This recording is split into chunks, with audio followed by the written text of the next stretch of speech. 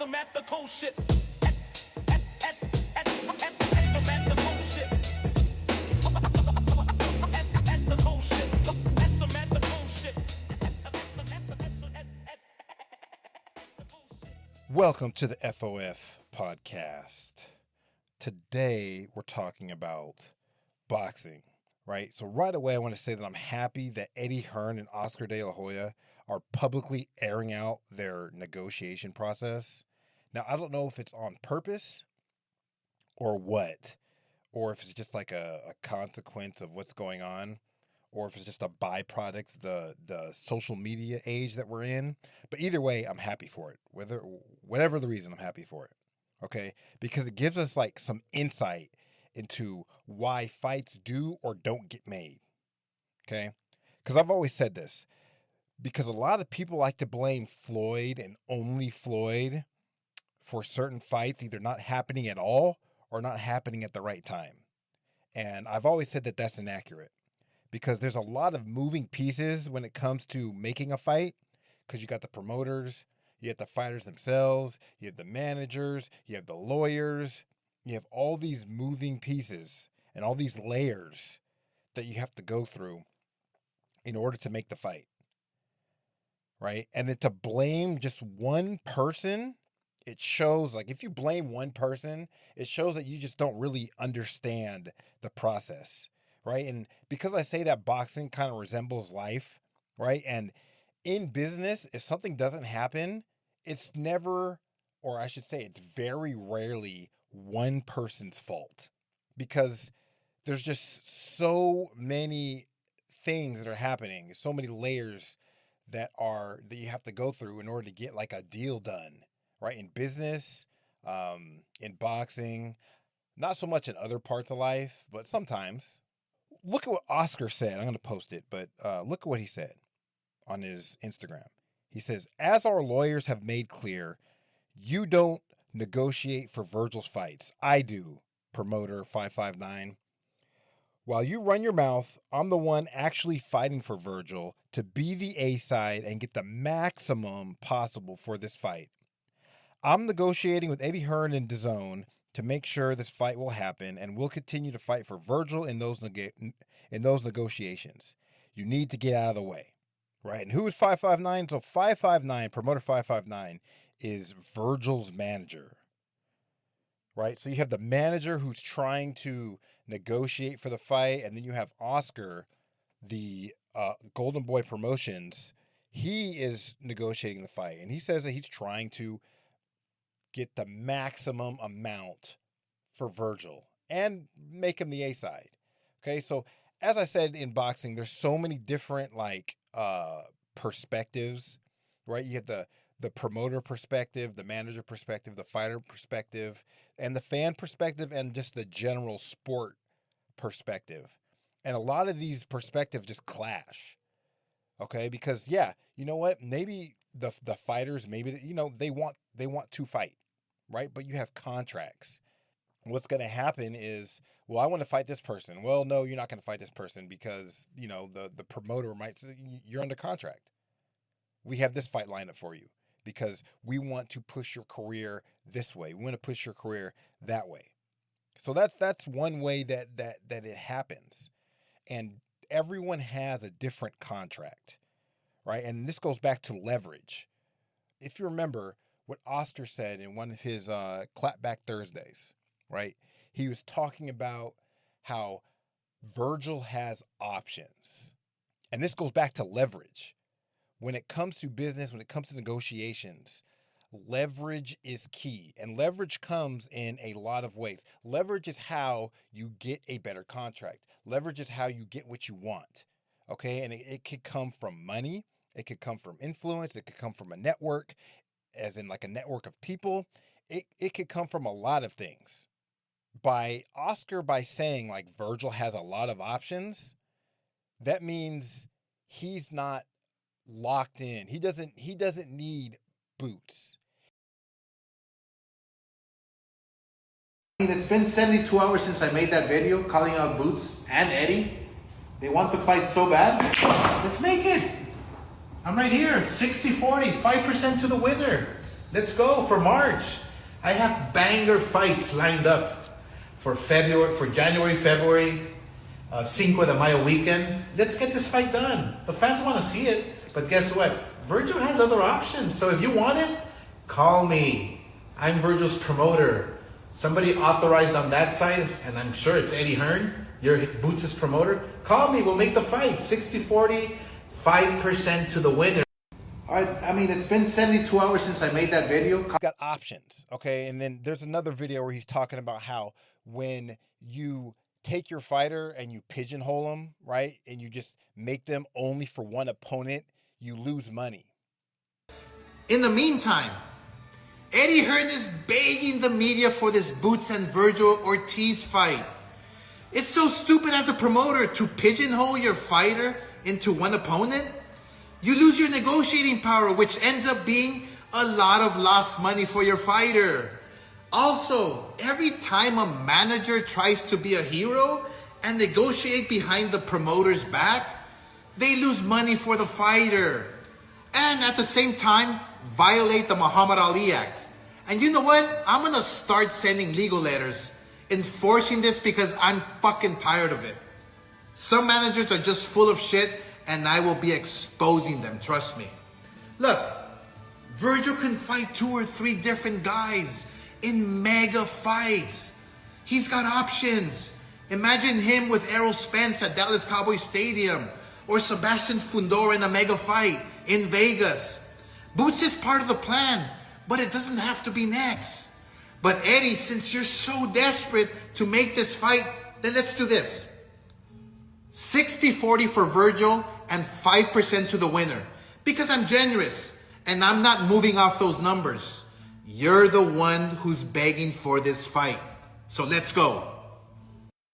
Okay? And it makes sense because when you do that, when you attach a boxer to one single opponent, it does make him kind of lose money because it loses leverage, right? Oscar, he's right when he says, well, Virgil can fight Spence, he can fight Fundora. Those are options for Virgil. And this could be, Oscar kind of trying to control the narrative a bit because there is an art to that as well. That's like another layer to these negotiations. And everyone's like, well, all this business stuff is just giving away the fight. And that's true. It is. It 100% is. But you have to understand, everyone is doing their jobs, right? Oscar's job is to secure the maximum amount of money and advantage for Virgil. Why? Because that's his investment. They're invested in Virgil because they're looking for a return. Virgil is, especially with his knockout of Lubin, right? He is rising, right? His stock is rising. So now they're like, okay, his stock is rising. So they're going to they're looking for a return on everything that they've invested in him, right? They want to make him a superstar, right? Everyone is trying to be the next Mexican face of Mexican boxing because Canelo, he's been done, but he's like really, really, really about to be done. His last serious fight was like 6 years ago. Okay, now when is his actual last fight? I give it like maybe 2 or 3 more fights. So the face of Mexican boxing is up for the taking. And Oscar, everybody wants to position their fighter into that. They want to be the next face of Mexican boxing. There's Pitbull, he's trying to do it. Virgil, they're trying to do it. So Oscar is trying to build a star. He's trying to build the next superstar. In order to do that, you need leverage. So Oscar is 1,000% right. But again, what part of that is again, controlling the narrative? Because controlling the narrative is a part of negotiations. So that's why I like this. I like this public negotiation because it opens the door to kind of what's in the back room. And in the back room, there's like 10 times more to this, right? But we get a little bit of a peek and it just kind of solidifies what I've always been saying when it comes to negotiating, when it comes to the business part of boxing, is leverage is king. And Boots does not have that much leverage. He's got so much hype behind him, which is, that's a form of negotiating power, but his performances don't live up to the hype. right? And then you have someone like Virgil, who, from what I see, he's not as hyped as Boots, but he keeps delivering like, really good performances. Again, boxing is, what have you done for me lately, right? Your last fight, that's all that matters, right? His last fight was a spectacular KO, right? So again, it all comes down to like contracts. So what does it say in your contract? Again, going back to leverage, it's like this in the music industry. It's like this with everywhere. The more leverage you have, the more freedom that you get when it comes. The more you can get what you want when it comes to these contracts. So you might have someone like Virgil, right? Who's like, okay, maybe he wants the Boots fight, maybe he doesn't. We don't know. But let's say he wants the Boots fight, and then Oscar's like, no, you don't need the Boots fight right now. You're not going to get the Boots fight right now because this contract says that I can control your career. Why? Because maybe when Virgil first signed with Oscar, he had no leverage. So he had to go with kind of like, not like a bad deal. I don't want to say it was a bad deal, but if you have someone like Ryan Garcia or someone like Shakur Stevenson, who, Shakur, he won a silver medal. Ryan had a whole bunch of followers on social media. Like, when you have that, that's like more leverage than just being like a nobody. So like, remember Terrence Crawford, when he first signed, he was like a nobody. So he didn't have a lot of leverage to get a good contract versus someone like Shakur or Ryan, who one has a silver medal, one has a whole bunch of Instagram and social media followers. That's more leverage that they can get when it comes to their contract. And again, if they know enough to even take advantage of that leverage, we don't know.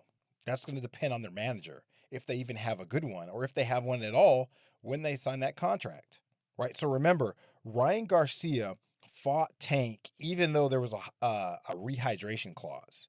And Oscar said that was a bad idea. So I imagine before the fight, everything's laid out on the table, and it's like, okay, there's a rehydration clause. And Oscar's like, don't take that. But Ryan's like, I want the fight. So Ryan has more freedom in his career because of the leverage at the beginning of his career, right? When he signed the contract. So now he's got a little bit more leverage where he can take fights like that if he wants to. The promoter, Oscar, could advise him, right? He could advise him and say, that's a terrible idea. But Ryan's like, okay, well, I'm just going to do it anyway. Again, this is how boxers get shelved, right? This is how they waste their careers with bad management and not fighting, because they're not playing along, right? Depending on what their contract says, these promoters, some of the promoters, they're like, hey, go fight this person. And the boxer's like, no, I'm not going to fight that person. And the promoter's like, okay, well, you're not going to fight who I want you to fight. I'm going to put you on the shelf. Sit there. And that's why you have some of these boxers who struggle to find fights, right? And then the people that are the promoters and the companies, they're not outright and direct saying, well, you're shelved, or you're not fighting. We're not going to find fights for you because you're not listening to us. They're not going to outright say that. It's more like, well, we've been trying to find you a fight, but it's all falling through and no one wants to fight you, but sit tight. We're on it.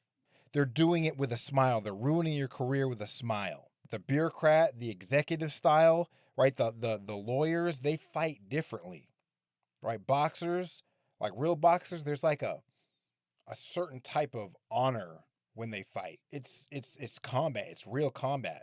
There's like a prestige. There's like an idealistic like way you're supposed to behave, with your opponent when two boxers come together.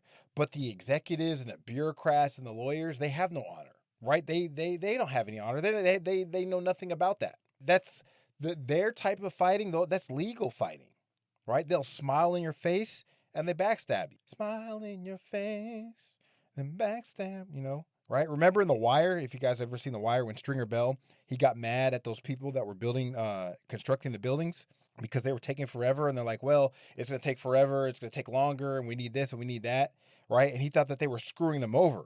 Stringer Bell got upset because it's like he's coming from a different type of mentality, right? The street code, the street honor, the street warrior mentality doesn't work with people like that, right? It doesn't work with lawyers. It doesn't work with people that are a whole bunch of money and executives, and they're building these buildings and they're going to be snakes. That sort of honorable behavior, the executives in suits, they don't have that, right? It's all about money. It's all about making the company grow. It's all about advancing and climbing the corporate ladder. Sometimes it's all about them. The loyalty is to the company, it's to themselves. It's not to some boxer who isn't going to go with the plan. So they get sidelined. It's just, I like this. I hope they continue to do more of this. I hope more people do some of these open negotiations. I remember Dana White was like, he get upset. Like, if you want to negotiate on social media, then I'll negotiate on social media. Because when that happens, you get a little peek into what the process is. With boxing, it's the wild, wild west. As long as it's within the law, anything goes.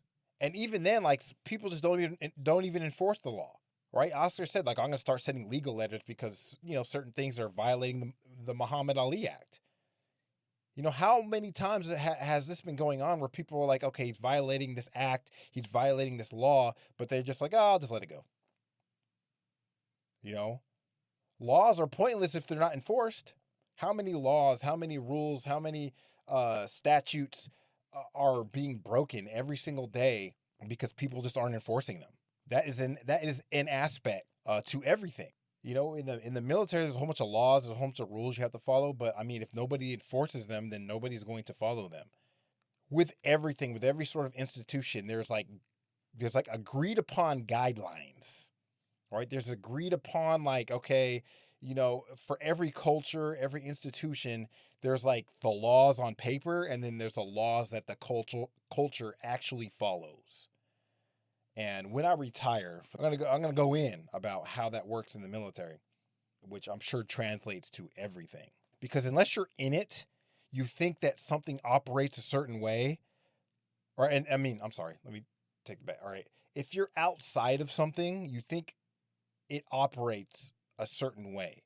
But when you get in it and you realize that that's not how it is, people don't understand that. So remember Pat Tillman, who played for the Cardinals, right? He quit his NFL career and enlisted in the I think it was the Army or the Marines, whatever. He enlisted in the military, and then he went to go fight in the war, and then he got killed. It was by friendly fire. I think that's a perfect example of this. Now, I can't prove this. I'm pretty sure that he bought into the sort of how the military is, the idealistic way the military is, especially him playing football, right? And then he's sort of got that kind of brotherhood, that sort of soft warrior mentality of football, especially NFL, professional football. He's already primed for believing the idealistic image of the military. He stops playing professional football.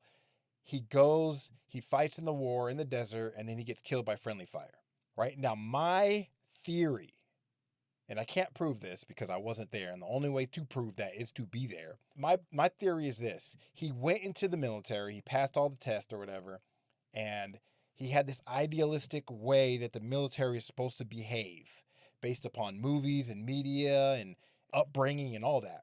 Then he goes to the desert.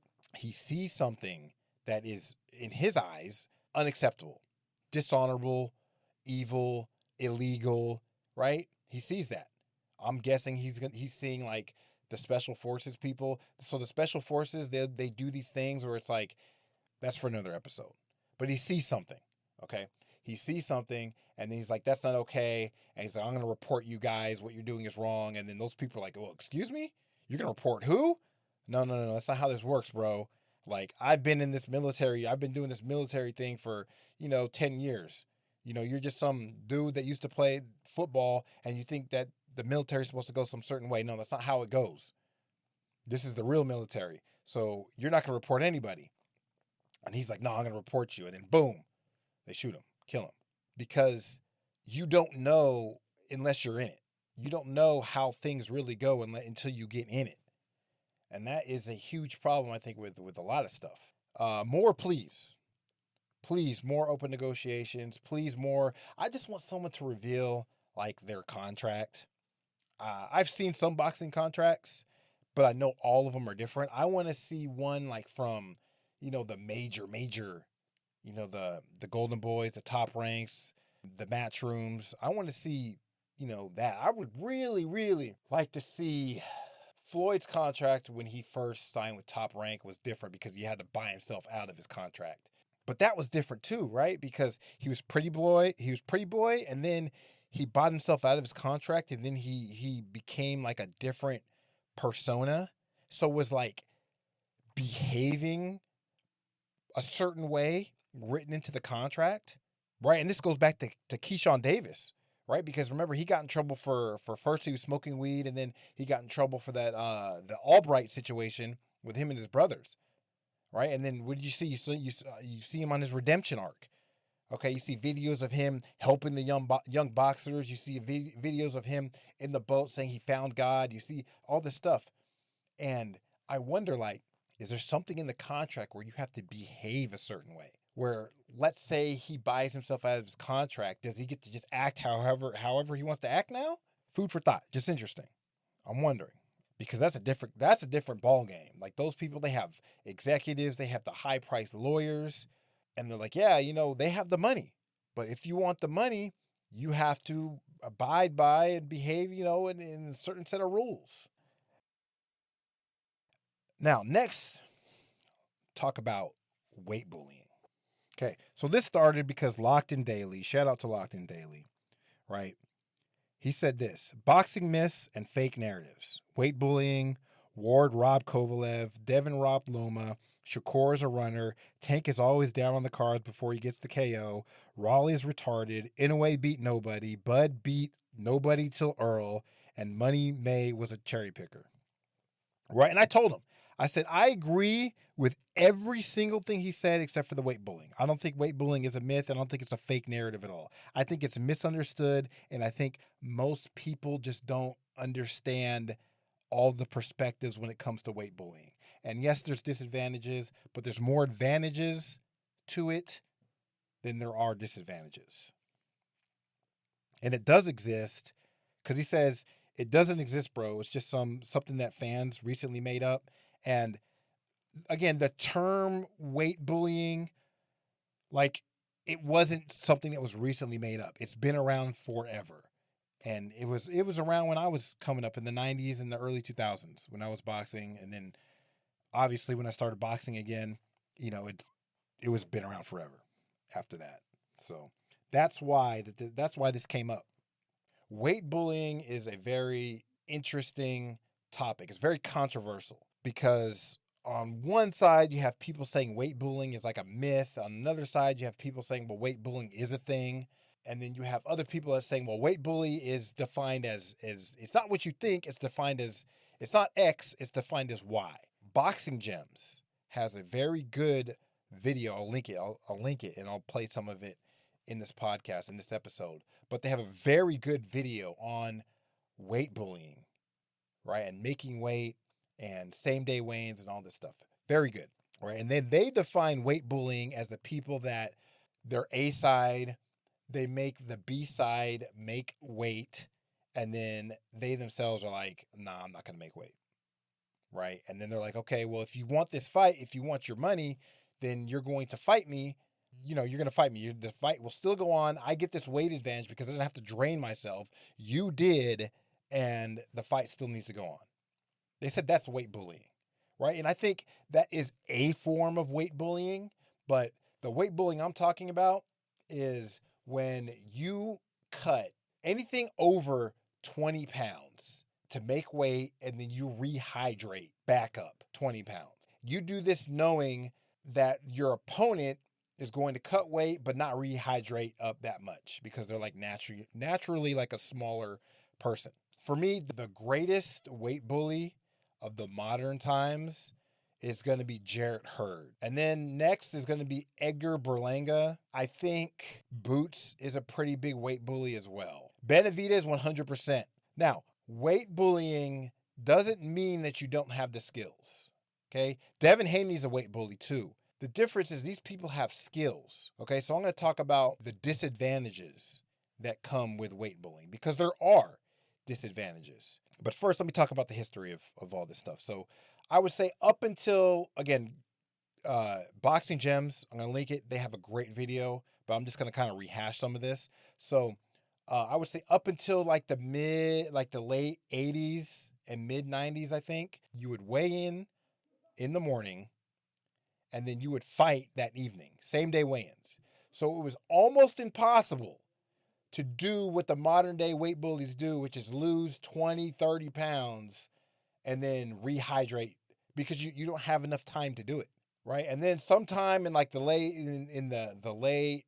early 90s, late 80s or whatever, they started doing the weigh-ins the day before. And that's what allowed people to cut tons of weight and then rehydrate so they can get an advantage. That's kind of the history of like how weigh-ins went in the sport of boxing. Now we have what we have today. Now there's a couple schools of thought here, right? They say, well, making weight is all that matters. It's yes and no, all right? Imagine, so one boxer is able to cut 30, 35, 40 pounds to make 135. Then in 24 hours, they balloon back up 20 pounds, while the other boxer, being naturally smaller, only rehydrates a couple pounds. That's an unfair advantage right out the gate. Why? Because size, pause, huge pause, okay, in this whole episode, but size matters, okay? Reach matters, all right? I've had 70 amateur fights. I've sparred. I've sparred a lot of people too, and I will tell you that some of the stuff that I could do against people who are smaller than me, I cannot do against people who are bigger than me. Okay, and you can see that too in pretty much every boxer. Edgar Berlanga is a perfect example of this, right? He was able to weight bully his way around, and until he started fighting people his size, the knockout stopped. He got dropped. He got so frustrated that he ended up biting somebody, right? His whole hype train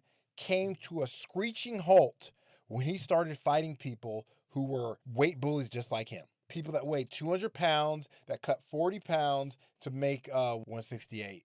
Are there disadvantages? Absolutely, right? Here's a video of Andre Ward who's talking about this. I'll link it below. You can watch the whole interview, but he's talking to Eddie Hearn.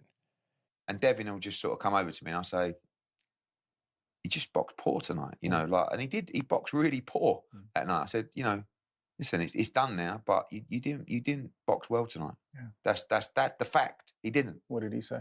I know. No, I know. He knew he didn't box well, but he was like, I think, you know, let's talk about, he was massive in there. Oh, you know, because he was massive in there. I mean, Devin rehydrates heavy. Ryan was huge that night in the ring. But I think it was more tactical, and I think the weight played a role. But for a great boxer, somebody can be heavier than you, and that won't make the difference. Okay, so in this interview, he's talking to Eddie Hearn, and Eddie Hearn's talking about Devin. He's talking about Haney. He says that Haney rehydrates heavy. And there's nothing really that wrong with that because, again, he made the weight. But it is still an advantage. Because if it wasn't an advantage, why does everybody do it, right? And then Andre Ward, he goes on to say, the weight doesn't matter. If you're a skilled enough boxer, you could beat people that are heavier than you. And I agree with that 1,000 million bajillion percent. I agree with that. That is 1,000% true. And I'm going to come back to the disadvantages and advantages here in a second. But there is a point where your skill cannot overcome the size, okay? For instance, if two fighters are equally skilled, the bigger person is always going to win. And then the skill and the size is proportional. It's all proportional, right? So the greater your skill, the more of a possibility you can beat people that are bigger than you. Okay, but eventually that proportion is going to run out. It's going to run out. Okay, at no point can Floyd Mayweather beat Andy Ruiz, even though Floyd Mayweather is a better skilled boxer than Andy Ruiz. But Andy Ruiz knows how to box. Floyd Mayweather is one of the greatest boxers of all time. But that skill, his skill never overcome the size of Andy Ruiz. It's not going to happen. I've seen very skilled boxers get handled by people that are just 2 or 3 weight classes heavier than them. Because when the skill is equal, the size matters. Pause. Now, there's another video where Ward and Ortiz and Roy Jones are talking about weight bullying, right? They're saying, and the caption is they're destroying the weight bullying myth, right? I'll link it below. And we're going to go through this. Tell me about the weight game. We talk about the weight classes, and you hear the term weight bully get thrown out there, right? To me, that's an internet phrase. It's not a boxing phrase. I never heard about a weight bully growing up. If we get in the ring and we agree to fight and you make the weight and I make the weight, we got to figure it out. And if your weight is the issue and you were too strong, I got to deal with that and I got to go back to the drawing board. But now, I agree with that to a point, okay? If your weight and you're too strong, I have to go back to the drawing board. Yes and no. And also he says that he never heard of weight bullying when he was growing up. Ward, I can't even put myself in the same class as him. Okay, but what I will say is that he was boxing all over the world, right? But he's from Oakland, right? I was boxing in California around the same time. I did hear the term weight bully back in 1995, 96, 2004. I did hear that term. I think the issue is, the internet wasn't really around back then like it is now, so stuff couldn't travel. Concepts and ideas couldn't travel as fast and far as they do now. But I did hear of the term. But on one point, he's correct. Okay, you agree to fight. You know what your weight is. You agree to fight, and it is what it is. You got to figure it out. I agree with that to an extent. The issue that I have is he isn't acknowledging the spectrum. And this is the issue that I have with the Boxing Gems video, because the guy, he's talking about, well, if you make the weight and only gain 1 or 2 pounds, then that's nothing. My opinion on when people say weight bullies, if the person's making the weight, how are they a weight bully? Because I had this conversation with someone the other day. Say someone's cutting 2 kilos and then someone's cutting 2.5 kilos. Is this an imaginary line where something's normal and then it becomes cheating or bullying? Do you see what I mean? It makes no sense to me, because there's no imaginary line where a little bit of weight's okay, but that little bit more is now classed as cheating. Yes, 1 or 2 pounds is nothing. 5 pounds is nothing. 10 pounds is nothing. But once you start getting to 20 and 30 pounds, well, that's something different. That's something different, because now we're getting into the skill and size proportion, right? He could say, well, you're heavier this and you're heavier that. And yeah, but how much heavier are we talking about here? And that is the issue. Anything from 0 to 10 pounds is nothing, right? That's negligible. That's really not that much of an advantage. But 20 pounds and 30 pounds and 40 pounds is an advantage. That's a huge advantage. So let's keep going. how do you look at the weight class situation? Because again, sometimes guys need to move up in weight, but then other times, to your point, we think we're getting an advantage. The way we were taught it as fighters is you stay down in that weight class as long as you can. You a big 130, you a big 135, you a big 140. See, now here's the thing. See, he just kind of contradicted himself, because what did he say? And this is why I said weight bullying has been around. What do they say? Stay in that weight class. You're a big 130, right? This has been something that's been happening in boxing forever. Oh, you're tall for your weight. You just need to cut. You just don't eat that much. Diet better.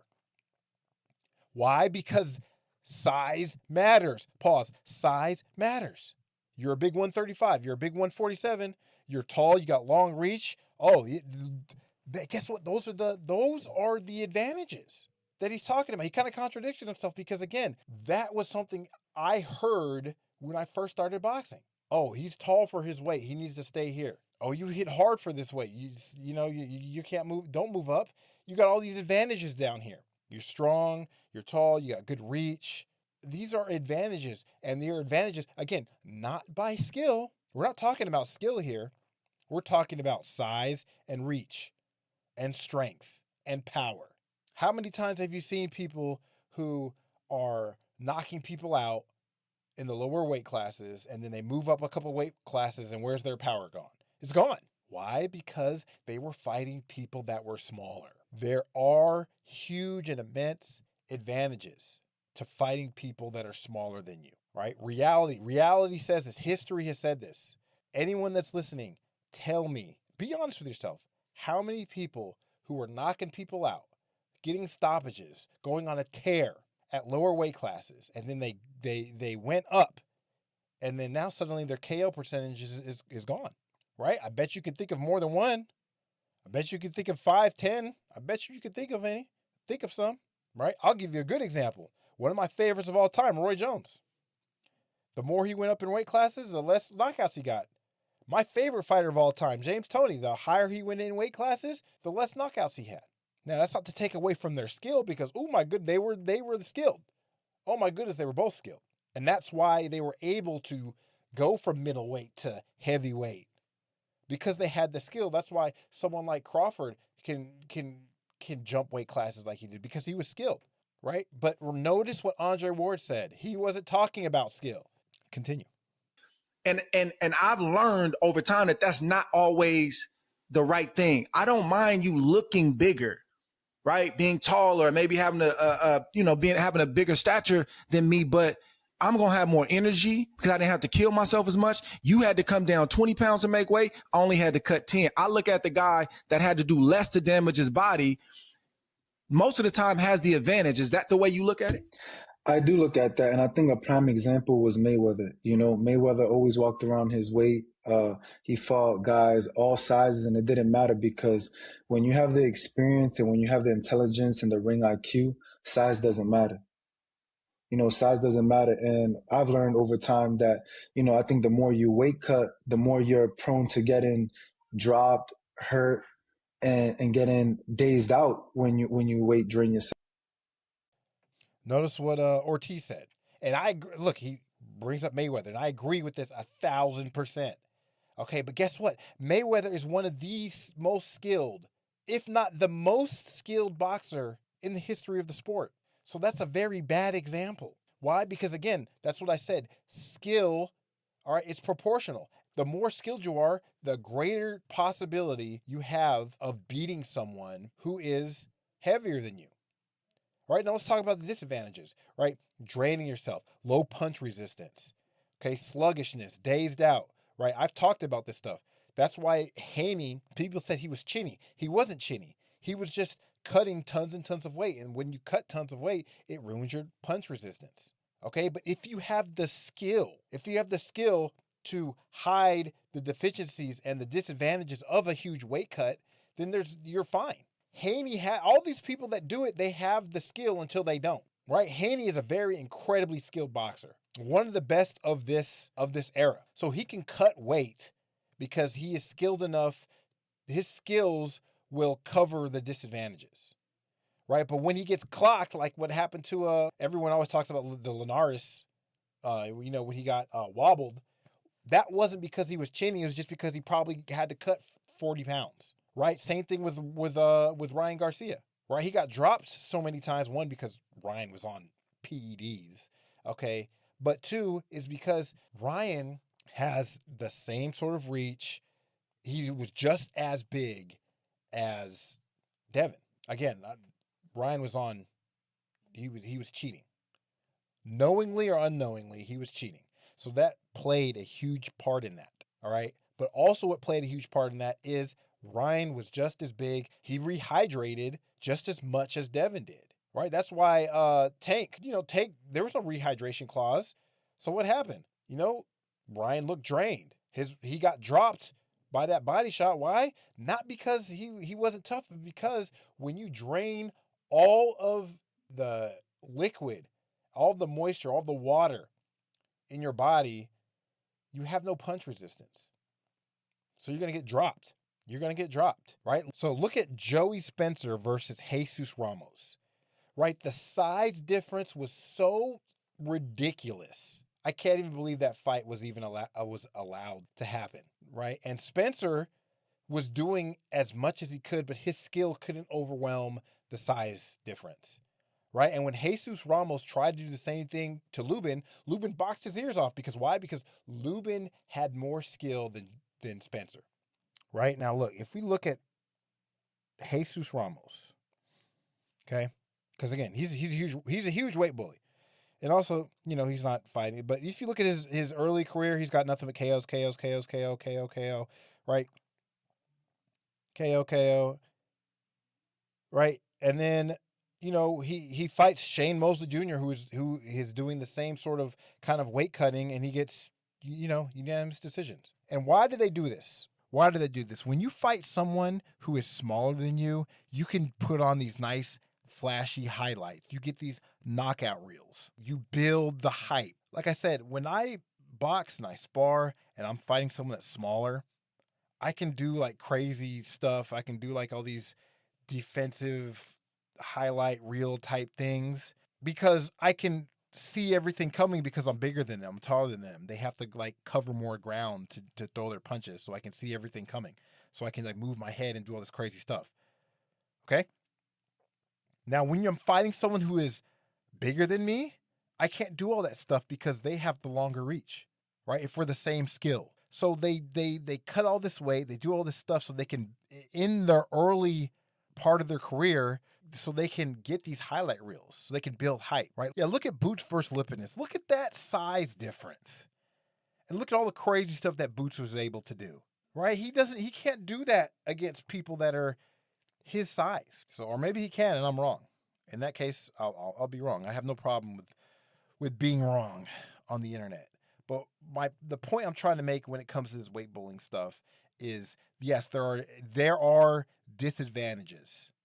Okay, but if you have enough skill to cover their disadvantages, there is no disadvantages, right? If you weight cut 40 pounds against someone who's not as skilled as you, so you can have highlight reels to help your career, which again is what a lot of people do, then there's no disadvantages there, right? Or they weight cut to go to the lower weight classes so they can get belts to build their legacy. Again, to what?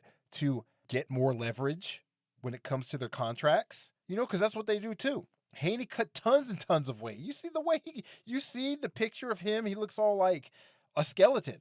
But why? So he could collect belts at lower weight classes. Why? Because it helps his legacy, but it also helps leverage. That's the advantage here. Yes, you're sluggish. Yes, maybe your punch resistance is down. But guess what? If you're not getting hit because your reach is 5 inches longer than your opponent's, it doesn't matter. Your punch resistance doesn't matter, right? Look at what Regis was talking about when he was talking about Haney. He was big. That was one of his chief complaints. How big was he on fight night? He was real big. Fight night with me, he was way bigger. I heard he was close to 180 or 170. They said he was close to 170. He was real big. Fight night with me, he was way bigger. I heard he was close to 180 or 170. They said he was close to 170 or something like that. And we fought at 140. He was close to 170. Now, I'm not, for me, I hydrate up and stuff like that, but I don't hydrate that big, So it's like, I felt like that was kind of, it is what it is at the same time. It is what it is. And then another thing, he does work with like a Victor Conte. And Victor Conte is a known felon, a known cheater, bro. This is a fact. I never said nothing about it. You know what I'm saying? I never, like, after my fight, what I said, if everybody look at my interviews, what I said, Devin beat me. He was the better man. That's what I said. I didn't say nothing about this until he came out and said Ryan did the unfair advantage to him. That's what he said. He was like, oh, Ryan missed weight by 3 pounds, so basically he had a weight advantage. That's what Devin said. He did make the weight, but he still had the weight advantage against me. Right, but Regis couldn't do anything because Regis's footwork is awful. Haney knew this. Everybody knew it. His footwork is awful, so Haney didn't have to worry about getting hit because he could just keep him at a distance. Bop, bop, bop. Same thing, he could keep him at a distance. Haney has enough skill to cover the disadvantages of his extreme weight cuts. All of this goes back to what? Leverage. It goes back to legacy. It goes back to all of this. It goes back to legacy, to leverage in order to do what? To get more money, right? To demand more money. All right, now it's time for, your contract is up. It's time for renegotiation. Well, I deserve more money. I deserve more freedom in my contract because I have 6 belts. I'm undefeated.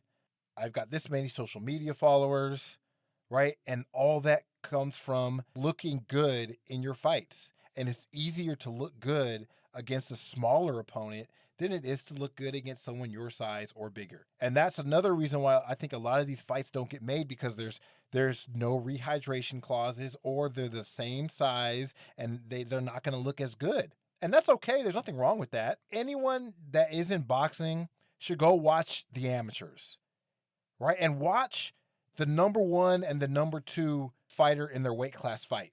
All right. It's almost impossible to tell who wins because they're so close in skill and in size. But it's harder to do those extreme weight cuts in the amateurs because they fight the same day.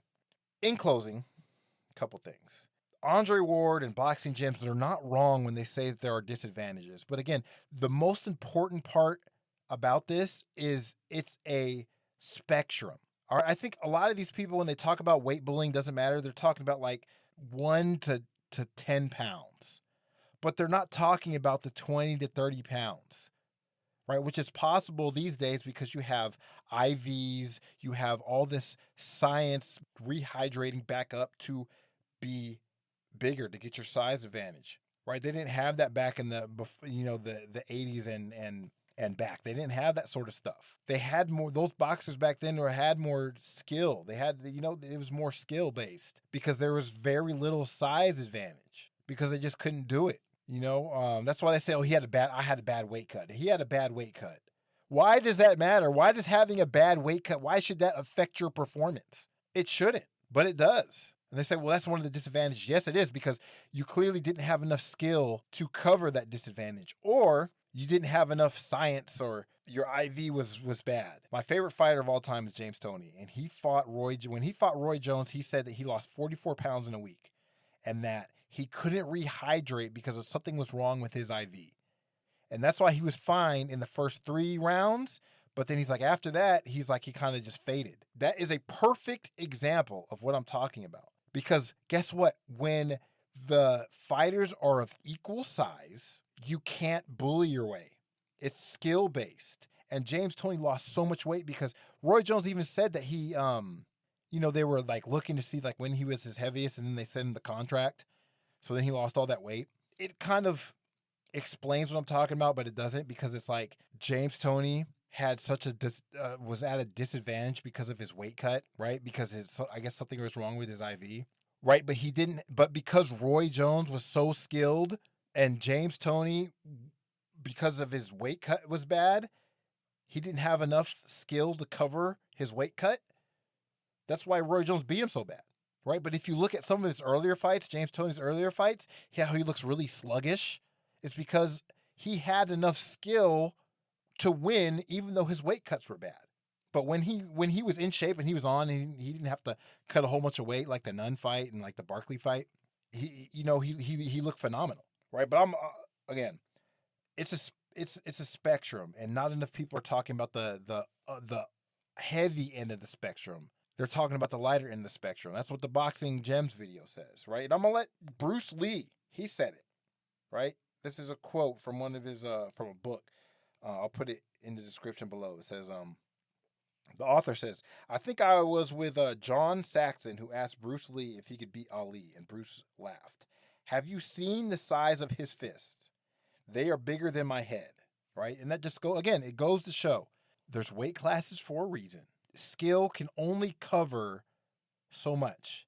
And at some point in time, it doesn't matter how good you are, it won't be enough to cover mass, size, and reach. We can all agree that Andy Ruiz is not as skilled as Floyd Mayweather. Everyone can agree with that. Okay, we can also agree that if they got into the ring, Andy Ruiz would destroy Floyd Mayweather because size matters. It's got advantages. It's all it's really that simple. And if you guys don't know, very popular boxing influencer, Junkyard Dog, right? In one of his fights, he knocked this dude out, and both videos are linked below. The opponent who got knocked out, he came back and he was like, his main issue was Junkyard Dog was much bigger than him on fight night.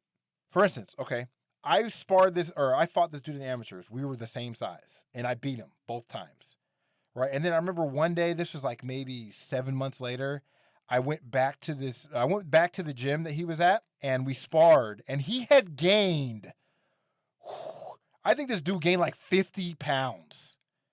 And he was like, yeah, his losses to me inspired him to work harder. So we sparred, and this dude who I beat twice, pretty easy, when we were both 201, this dude's now 250, and I'm fighting him, and he's just, I can't beat him the same. I think for the first 4 rounds, I was doing pretty good, but then we did like 8 rounds, and after that, he just started leaning on me, and it was just bad. Not like bad, like he knocked me down. He didn't knock me down. But it was bad for me, as in like, I don't like taking like tons and tons of hits. So I remember at the end of the 8th round, I was exhausted, and I was just up against the ropes, and I had probably blocked like 4 of his shots, but 1 got through, and then it was just, the bell rang, and then I was pretty happy. Let's just put it like that. All right. And I remember I went to Germany, and there was this dude who we would spar, and the first 2 rounds, I was just keeping away with my jab. Right. And then as soon as he got mad, I remember one time he got super mad because I was just killing him with my jab, and I was moving, pop, pop, moving, pop, pop, moving. And then as soon as like I got like a little bit tired, and then I would jab, and he would just come right through it, and then he would just start laying into me. And this dude was 260. And at the time I was 200. Right? And then I was starting to fight back, and I would hit him with some combos, but they wouldn't do anything to him because he would just go right, he would just go through it. I remember one time I hit him in the jaw. I hit him in the jaw. And then this punch would have laid down someone who was like my size, right? I hit this dude in the jaw, and I saw it looked like when Joshua hit Jake Paul in the jaw, it looked like that. And this dude just walked right through it.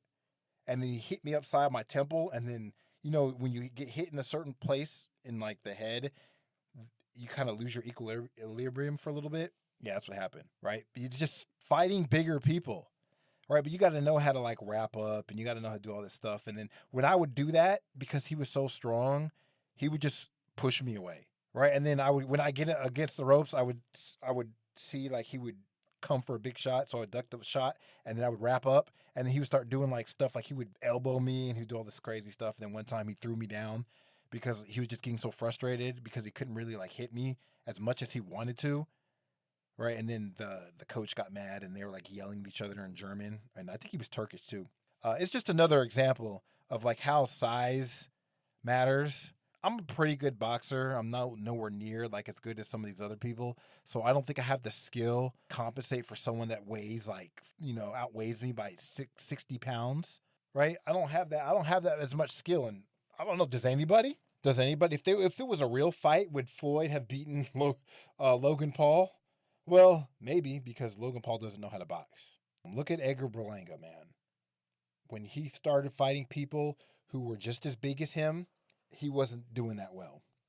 Right? When he started fighting people who had more skill but were smaller than him, not that well. He got knocked out by Shiraz. Canelo dropped him. I mean, look at David. Plant is a very skilled boxer. But he couldn't overcome the size difference. For the first 5 rounds, he could, because Plant is a very skilled boxer. But again, once you as a smaller fighter, once you slow down just enough, it's over. Because then they can just use their size against you, and that's Jarrett Hurd's entire career. Jarrett Hurd was not a skilled boxer. He relied on taking a lot of punishment. Why? Because he was bigger. He could absorb the punches. And I'm not trying to hate. This is the game. I'm not trying to hate. This is the game. It's the game of boxing. It's what you sign up for. But when it comes to weight bullying, like Andre Ward said, and all these people say, I'm going to say it again, it's a spectrum. And most people, they're focusing on the smaller end of the spectrum, not the larger end of the spectrum. Okay, and most people don't understand that if you have enough skill to cover the disadvantages of extreme weight cutting, that's what a lot of them do. And people say, well, what does it matter? They make the weight. That's, that's fine. You make the weight. It's an agreed upon weight. Everything's in the contract. That is one side of it. But to pretend that there's no advantages, to pretend that everybody isn't doing it and doing it as much as they can to secure advantages, you're just ignoring reality at this point. I'm not saying that a lot of these boxers that do this aren't skilled. Jaron Ennis is very skilled. Devin Haney is, again, one of the most skillful fighters of this era. It is just a part of the game. I am not decrying it. I am not admonishing anyone that's doing it. It is a part of the game. I don't like it when it's someone who I think, like if they were the same skill level, like Jesus Ramos and Spencer, if they were the same size, I think Spencer would have tore Ramos up. So I don't like that, because to me, I just like skill. It's like, to me, it's like more honorable, and it's like, quote unquote, like the right thing to do when the skilled person, right, should win most of the time. Like the skilled person should win because they're putting in more work. They've got more skill, right? Versus someone that just shows up and they're bigger. Someone with more skill, they developed it because it's like a more honest way of developing something, right? You put in harder work, you have to learn the skill. So I think that should be rewarded versus someone that's showing up who's just bigger and then just throw a whole bunch of punches and then you can just absorb more punishment. I don't like that. I would say like the vast majority of people who do this, because you have to have skill to cover up the disadvantages. So those people can get away with it. So I'm like, it doesn't really bother me that much. But it does bother me when I see someone who, to me, is clearly more skilled than the bigger guy, and the bigger guy just wins just because he's bigger. Like, he's not doing anything skillful. Like, look at the fight. Look at Jesus Ramos and Spencer. Look at that fight.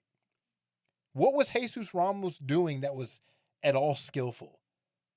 He wasn't doing anything. That's my thoughts on it. So thanks for tuning in.